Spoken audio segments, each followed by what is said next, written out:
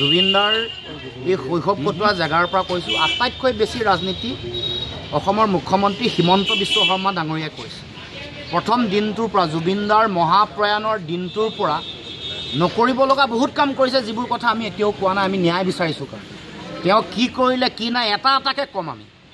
আৰু তেওঁ যোৱাকালি কৈছে যে হত্যা 8 বছৰ আগৰ পৰাই ষড়যন্ত্ৰ ৰচনা কৰিছে, হয় নহয়? বিধানসভাৰ মজিয়াত কৈছে 8 বছৰ আগৰ পৰাই বোলে হত্যাৰ ষড়যন্ত্ৰ ৰচনা কৰিছে। এতিয়া 5 বছৰ হ'ল মুখ্যমন্ত্ৰী কোন হৈ আছে? হিমন্ত বিশ্ব শৰ্মা। 5 বছৰ হ'ল গৃহমন্ত্ৰী কোন হৈ আছে? হিমন্ত বিশ্ব শৰ্মা।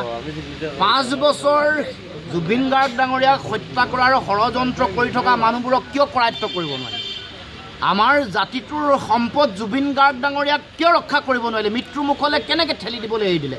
তাৰ কাৰণে জগৰীয়া অসমৰ মুখ্যমন্ত্ৰী। জুবিন দাক মৃত্যুমুখলৈ ঠেলি দিয়া মূল জগৰীয়া মানুহগৰাকী অসমৰ মুখ্যমন্ত্ৰী। এইটো যোৱাকালি বিধানসভাৰ কথাত স্পষ্টকৈ প্ৰকাশ হৈছে। সেইকাৰণে হিমন্ত বিশ্ব শৰ্মাই নিজৰ দায়িত্ব স্বীকাৰ কৰি তাৎক্ষণিকভাৱে আজি আৰু কাইলৈৰ ভিতৰতে পদত্যাগ কৰিব লাগে।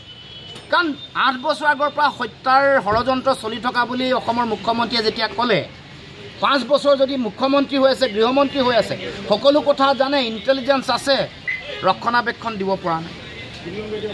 ৰক্ষণাবেক্ষণ নিদি মৃত্যুমুখলৈ এৰি দিলে দায়িত্বটো কাৰ হ'ব? মৃত্যুৰ যদি আগজাননী পাইছে মুখ্যমন্ত্ৰীয়ে তেতিয়াহ'লে, আৰু তেওঁ বাৰে বাৰে কৈ আছে, তেওঁ SIT গঠন কৰাৰ আগতো ক'লে হত্যা হোৱা বুলি, এতিয়াও চাৰ্জশ্বিট দিয়াৰ আগতে দৃঢ়তাৰে কৈছে তেওঁক হত্যা কৰা হৈছে বুলি। এই কথা বতৰাবোৰ বাৰে বাৰে কৈ থকাৰ পিছত আমি দুদিনমানৰ আগত সুধিছিলোঁ যে আপুনি জনাকে হত্যা হৈছে নেকি? তেওঁ কালি তাতকৈ আগলৈ গৈ ক'লে যে 8 বছৰ আগৰ পৰা হত্যাৰ ষড়যন্ত্ৰ ৰচনা কৰা হৈছে। তাৰমানে আপুনি চব জানে। চব জনাৰ পিছত ৰক্ষণাবেক্ষণ জুবিন দাক জাতীয় সম্পদক কিয় ৰক্ষা কৰিব নোৱাৰিলে? তাৰ কাৰণে আপুনি জগৰীয়া নহয় নেকি? আমি প্ৰশ্ন উত্থাপন কৰোঁ। বিজেপি এইটোতো তথ্যই কৈছে ন, তেওঁলোকৰ বেংকত যিমান পইচা জমা হৈ আছে, যিমানবোৰ তেওঁলোকে এই যে মাজতে এটা ইলেক্ট্ৰেল বণ্ডৰ কাৰণে কোৰ্টে সকলো তথ্য বিচাৰিছিলে নহয়। জুবিন গাৰ্গক আৰম্ভ কৰিছিল।